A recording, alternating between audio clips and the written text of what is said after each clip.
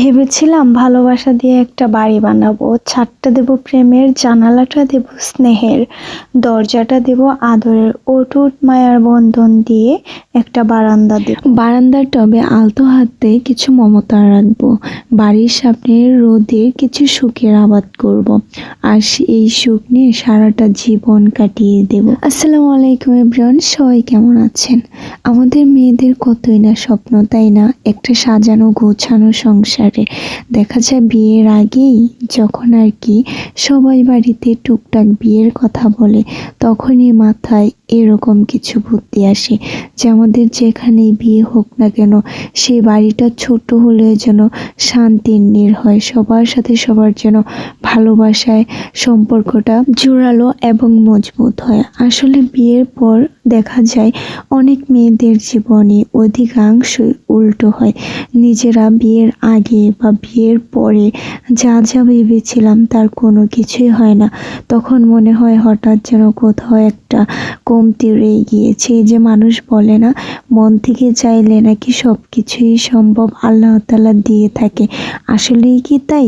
মন থেকে চাইলেও যদি ভাগ্যে না থাকে তাহলে কি সব কিছু পাওয়া যায়? পাওয়া যায় না। যে মানুষটার সাথে সুখে থাকবো বলে আশা করি, কেন জানি নিজের অজান্তে কষ্টের বীজটা বনে নেই আর লড়াই করতে থাকি সুদিনের। আসলে কি সুদিন আসে, না সেই দুঃখ কষ্টের চাষাবাদ শুরু করতে থাকি? আসলে আমাদের কারোরই জানা নেই আমাদের ভবিষ্যৎ কোথায়, কখন, কাকে কিভাবে নিয়ে যায়। পরিশ্রম তো অবশ্যই করতে হবে, কিন্তু তার ফল যে একদম সুমধুর সুমিষ্ট হবে সেটাও কথা নয়। ধৈর্য অবশ্যই ধরতে হবে, আর সেই ধৈর্যের ফল যে এক সময় না এক সময় সুমিষ্ট হবে সেটাই আমাদের বিশ্বাস। আসলে সব বিশ্বাস সব সময় পরিপূর্ণভাবে আমাদের ফল দেয় না, কেন যেন উল্টো দিকে নিয়ে যায়। তবুও হাল ছাড়তে আমরা পারি না, আর হাল ছেড়ে দিলেই জীবনের পরাজয়। আর জীবনের পরাজয় মেনে নিয়ে বেঁচে থাকাটা অনেক কষ্টে। কিছু মানুষ পৃথিবীতে এসেছে শুধু লড়াই করার জন্য, কিছু মানুষ লড়াই করতে করতে জিতে যায়, আর কিছু মানুষ লড়াইয়ের পর লড়াই, ধৈর্যের পর ধৈর্য ধরতে ধরতে তবুও হেরে যায়। কেন জানি মনে হয় বারবার পরাজয়ের কাছে আমরা মাথা নত করছি।